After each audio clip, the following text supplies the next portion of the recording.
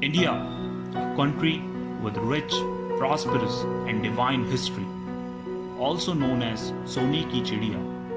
Britishers, after more than 200 years of rule, had made this name completely obsolete. After years of hardship and sacrifices by our freedom fighters, we Indians finally witnessed the moment every Indian had dreamed of. However, Britishers not only created a rift dividing our nation, whose consequences are still faced by us till this day, but also left the country with complete shambles and chaos. Let me take you through the journey that Indians witnessed to come to the India of 2021.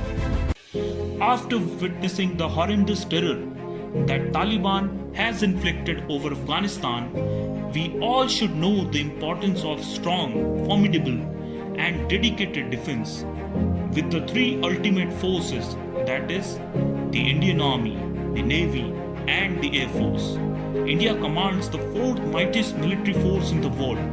Today, in 2021, India stands tall and strong as our forces guards us when we are sound asleep at the comfort of our home. From defense to space, India has left no stone unturned.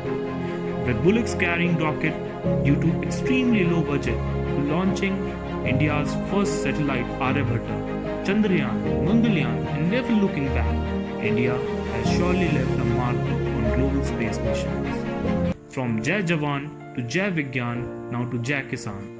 India in 1947 was suffering from extreme hunger and poverty, since most of the rice producing land and wheat producing land went to East and West Pakistan respectively.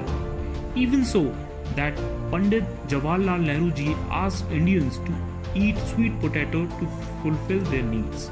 With blessings of Green Revolution, White Revolution, and many such innovations, India has turned from a starving nation to feeding other nations by exporting. Now talking about economy. Before Britishers came to India, we were contributing 24% to the world economy, and when they left us, we were contributing 4%, looting us from our happiness, prosperity, and wealth. Trades were lost and we were left with crippling poverty, rampant casteism. From a condition like this to becoming third largest economy by purchasing power parity, we have surely come a long way. Today, India has the highest ever record-breaking GDP growth of 20.1%. Poverty rate came down from 71% to 15%, bringing 44 people above poverty line every minute, being a great feat in itself. Next up, power sector. There are about 5,93,615 villages and 4,000 cities or towns, and not one of them had active power supply at the time of independence. Today, we are third largest in production and consumption of electricity, 100% electrified, and 4.6% electricity surplus nation. Indian pharma. Cost of drugs were highest at the time of independence, as it was controlled by Britishers till 1970. After Indian Patent Act, India entered into the era of pharma. Today, India stands at third largest by volume, 10th by revenue in the entire world in this sector. Now let's talk about Indian manufacturing. During British era, exports were declining and local vendors had to pay a lot of taxes, making made in India product way too difficult to produce. Today, India not only manufactures but also is fifth largest exporter, largest two-wheeler exporter, second largest cell phone and parts exporter, and fourth largest iron and steel exporter. Now let's talk about the IT sector. One industry in which every country had an equal start was the IT sector. In 1977, first IT company TCS was established. Following it, Infosys and many more to come. It is important to recall here because today this industry itself counts to 7 lakh crore worth with market cap of $1 trillion.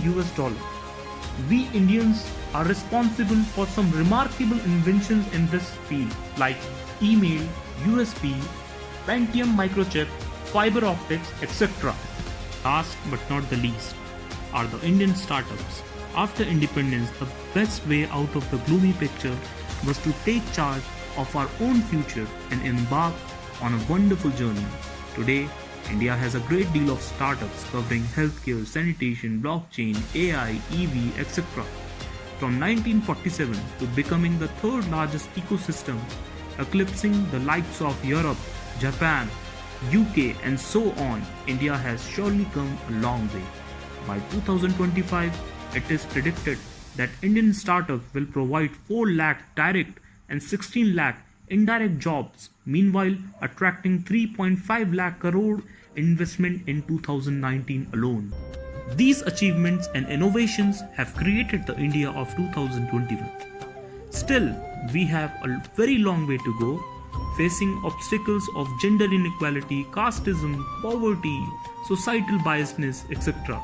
I am sure of it that we will overcome all these obstacles, celebrating unity and diversity, all caste, creed, color, under one nation, one flag, becoming the greatest nation of all time.